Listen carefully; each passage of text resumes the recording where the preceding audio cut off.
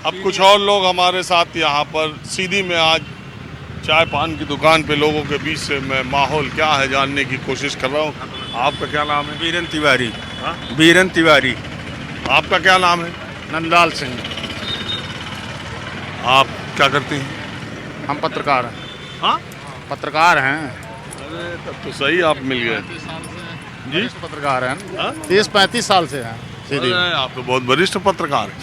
तो ये तब तो सही आप बताएंगे इस बार के इलेक्शन को आप कैसे देख रहे हैं? सीधी का बताइए। सीधी में एक्चुअली क्या है कि भारतीय जनता पार्टी यदि केदार शुक्ला का टिकट दी होती, जो स्थिति कांग्रेस ने ज्ञान सिंह को दी है, तो कहीं बहुत बेहतर होता। लेकिन केदार शुक्ला के टिकट कट जाने के कारण सांसद रीति पाठक को दिया गया है। लेकिन इस लोग बाग कम पहचानते थे स्थिति, वो अलग बात है। सांसद अलग बात है, विधानसभा की अलग बात है। I really like it, यार। स्टेबलाइजर का खर्चा? टॉप एंड एलईडी टीवी है, स्टेबलाइजर की जरूरत ही नहीं है।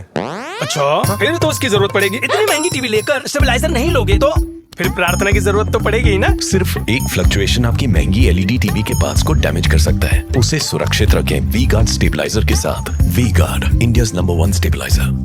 लेकिन अब लोगों की मजबूरी है कि रीति पाठक चुनाव जीतने के आसार पर है। क्योंकि कमलेश्वर द्विवेदी कहीं कांग्रेस से मिली होती तो 3 भाग में ब्राह्मण गुट और इस तरह से संपत्ति रही, केदार शुक्ला की भी रही। लेकिन लड़ाई इस समय रीति पाठक और कांग्रेस में ही।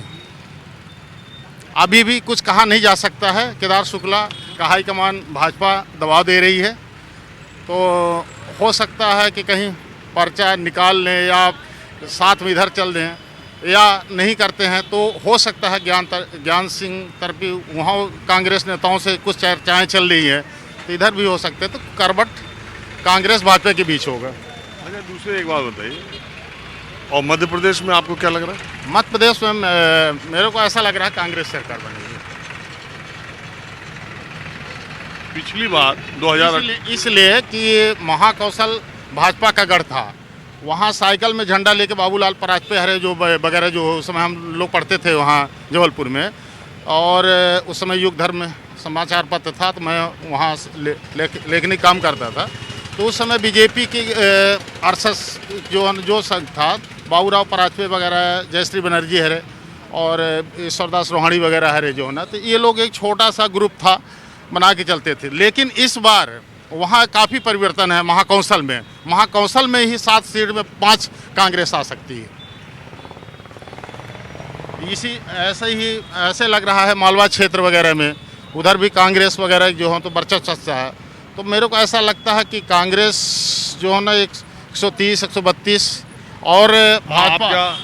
पहले तो धन्यवाद, आप छोटे से जिला में आए चुनाव में। अरे हमेशा देखते हैं आपका जो घूम घूम के आप बोलते हैं। जी, मैं तो हर तरफ जाता रहता हूँ। तो आज बहुत खुशी हुई, दूर से देखा हम लोगों ने तो इसलिए आ गए। इतना खुशी कि आप छोटे से जगह में आए चुनाव में। तो हम तो छोटे ही जगह जाते रहते हैं। अरे तो पहली बार सीधी में आए, वो भी लास्ट में लगभग।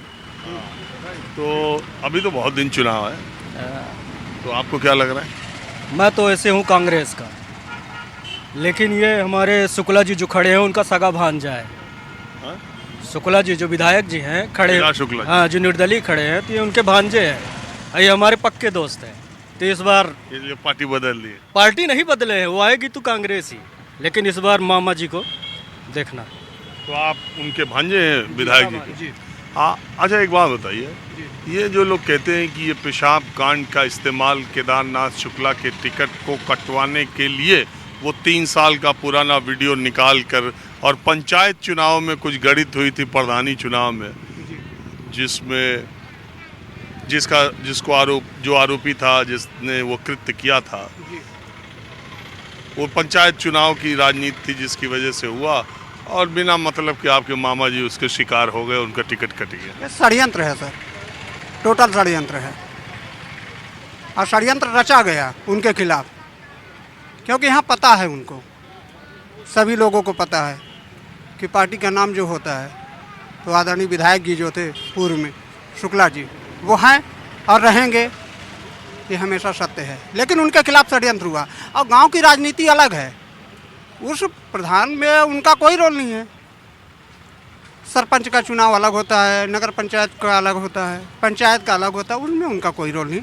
छोटे मोटे चुनाव में क्यों अपना हाथ डालेंगे, ऐसा कुछ नहीं है। नहीं, मैं ये कह रहा था कि टिकट तो उनका कट गया, कारण बना वही वीडियो। कारण बना, लेकिन ये षड्यंत्र के खिलाफ कारण बना ना। ये ऐसी रचना रची गई उनके खिलाफ। तो आपके जो मामा जी हैं, इनको पता था कि अगर हम ऐसी रचना नहीं रचेंगे तो यहाँ हम अपना परचम नहीं लहरा सकते। अच्छा ठीक है, तो ये जो आपके मामा जी हैं विधायक जी 3 बार से, उनके ऊपर आरोप ये भी है और उनकी शिकायत ये भी थी कि पीछे कुछ वर्षों से तमाम योजनाएं कार्यक्रमों में अपने बेटे को आगे कर रहे थे। आपके जो मेरे भाई हुए उनको आगे कर रहे थे, उनको चेहरा बना रहे थे और राजनीतिक वारिस के तौर पर यहाँ के दूसरे ज़मीनी कार्यकर्ताओं के बजाय अपने बेटे को प्रमोट करने में लगे थे। शायद ये भी उनका टिकट कटने का कारण बना। नहीं, ये गलत है, ऐसा कुछ नहीं है, ऐसा कुछ नहीं है ना। उन्होंने अपने बेटे को कभी आगे किया है किसी भी राजनीतिक किसी भी प्रकार से। बेटा है तो साथ में तो रहेगा बेटा है तो साथ में रहेगा। सर, बेटा तो कहाँ साथ जाएगा? में। हम लोग परिवारवादी लोग हैं ना, बिना परिवार वाले नहीं हैं। परिवारवादी है, बेटा तो साथ में रहेगा। इतना जरूर कहूँगा कि जो कुछ हुआ है पार्टी लेवल पे उन्होंने गलत किया है और गलत का खामियाजा उनको भोगना पड़ेगा इस बार। तो चलिए अब मैं आपको दूसरी तरफ ले चलता हूँ।